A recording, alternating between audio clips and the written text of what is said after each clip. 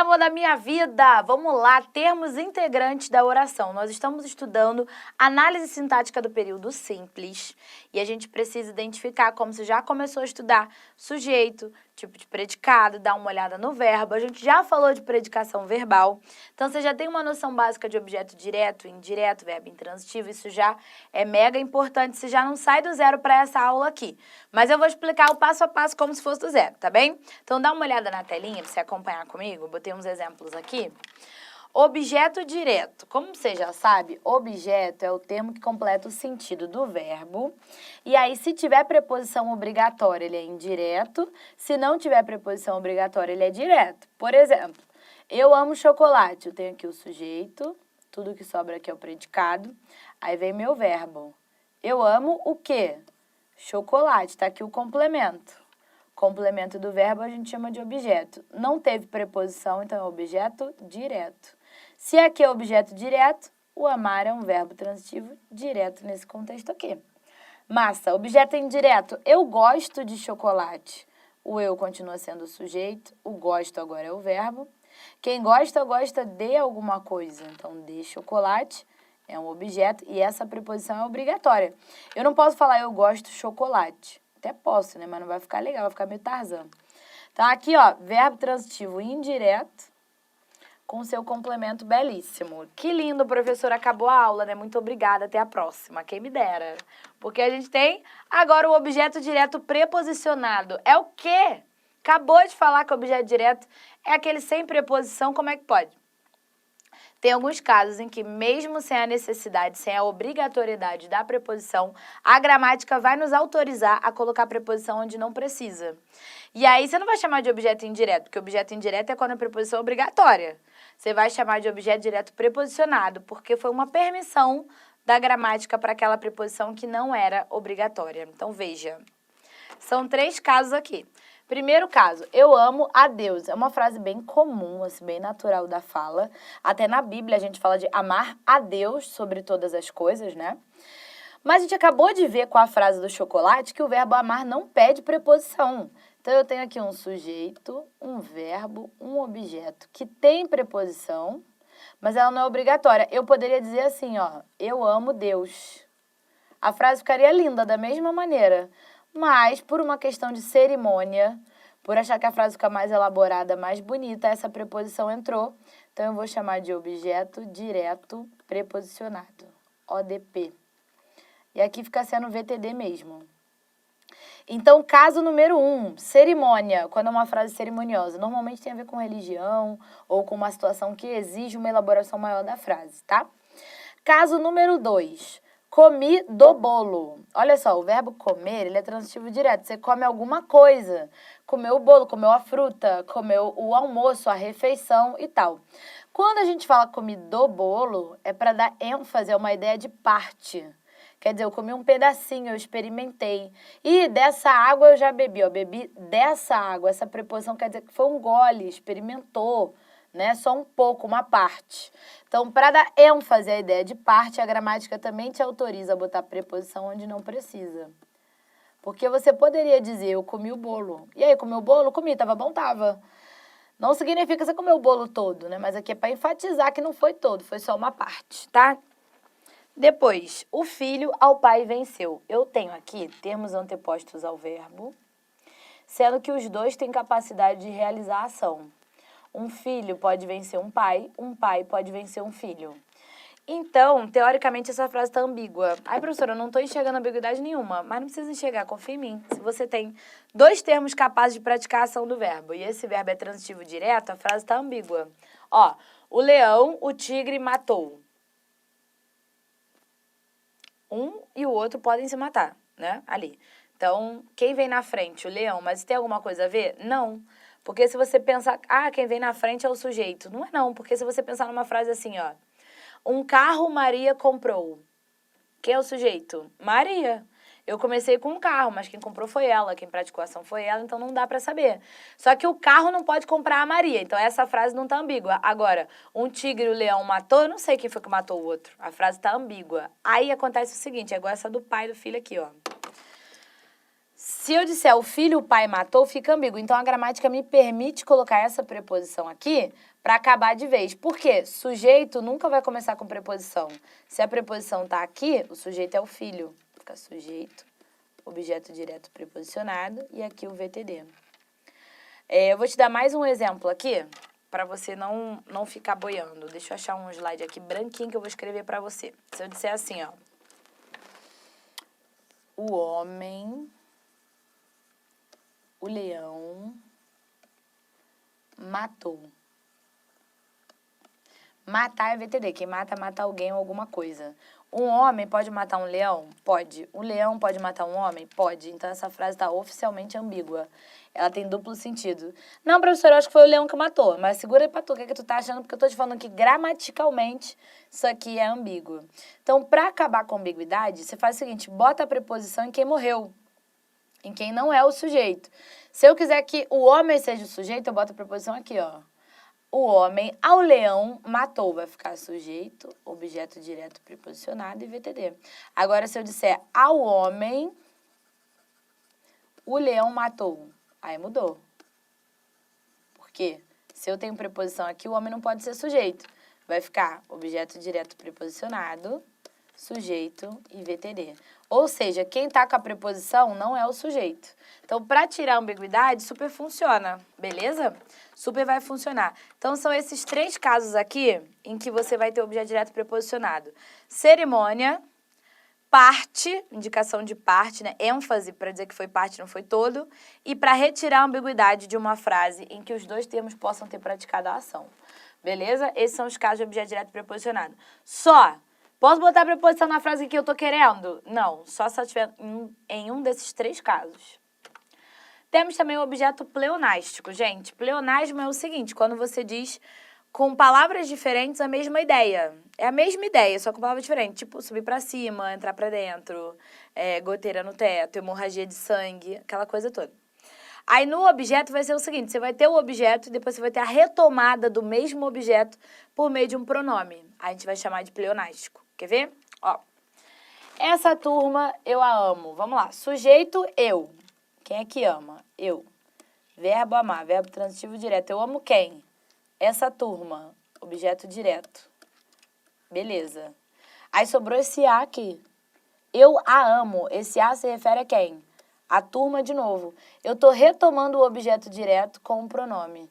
Esse pronome aqui vai ter a função de objeto direto pleonástico. Olha embaixo, pode ser com indireto também. Dessa turma, eu gosto dela. Sujeito continua sendo eu. O verbo agora é o gostar, alternativo indireto. Quem gosta, gosta de alguma coisa. Objeto indireto aqui. E eu tenho esse pronome retomando o dessa turma mais uma vez. Esse aqui é um objeto indireto pleonástico. Então, sempre vai acontecer por meio de um pronome, sempre você vai ter a pontuação aqui da vírgula, né? Ou algum outro ponto e vírgula, um travessão, alguma coisa para te ajudar a identificar. E nós vamos chamar de pleonástico, porque ele vai estar retomando o mesmo objeto. Beleza? Temos também o objeto direto interno. Ele vai ser o seguinte, quando você tem um núcleo do objeto que é bastante parecido com o verbo, mas ele vai estar especificado. Então, ó, eu chorei um choro sincero. Sujeito, eu, verbo chorar. Normalmente esse verbo é intransitivo, né? Você chora e acabou. Mas nesse caso eu chorei o quê? Verbo transitivo direto. Chorei isso.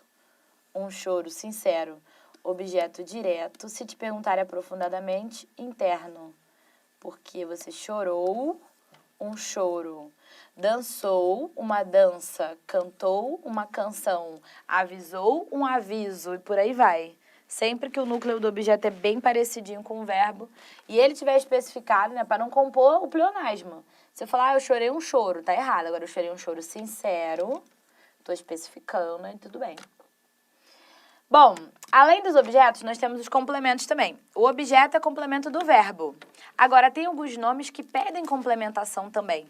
Por exemplo, se eu falar assim, gente, eu tenho muito medo. Medo de quê, professor? Pelo amor de Deus, conta o seu direito. Gente, tô morrendo de saudade. Saudade de quem? Saudade de quê? Então, é um nome que pede complemento também.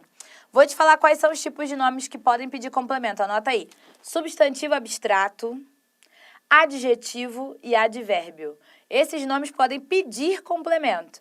Sempre que você tiver um termo preposicionado ligado a um adjetivo, a um advérbio ou um substantivo abstrato, no caso do abstrato tem mais uma possibilidade que a gente vê na aula que vem, mas adjetivo, advérbio, substantivo abstrato, com o termo preposicionado agarrado ali, esse termo preposicionado vai ser o complemento nominal. Dá uma olhada. Eu sinto saudades da escola. Vamos classificar igual a gente estava fazendo. Eu, sujeito, sinto, verbo transitivo direto, sinto o quê? Saudades, objeto direto. Poderia acabar aqui a frase, mas eu complementei. É saudade de quê? Da escola. Termo preposicionado que está ligado ao nome. Está ligado à saudade. Isso aqui é um complemento nominal. A casa está cheia de gente. Sujeito, a casa. Verbo estar é um verbo de ligação, né? Tá aqui só para trazer essa característica. A característica é o predicativo do sujeito. Poderia acabar aqui a frase, a casa está cheia. Mas aí eu te pergunto, cheia de quê? Cheia de poeira, de criança, de fantasma, de gente. Termo preposicionado que está ligado ao nome, que é um adjetivo isso aqui, né? CN. Ele está perto de casa, sujeito ele. Está é um verbo intransitivo. Perto é um adjunto adverbial de lugar. E aí tem um termo preposicionado completando o sentido do advérbio. Ele está o quê de casa? Perto. Isso aqui é complemento nominal.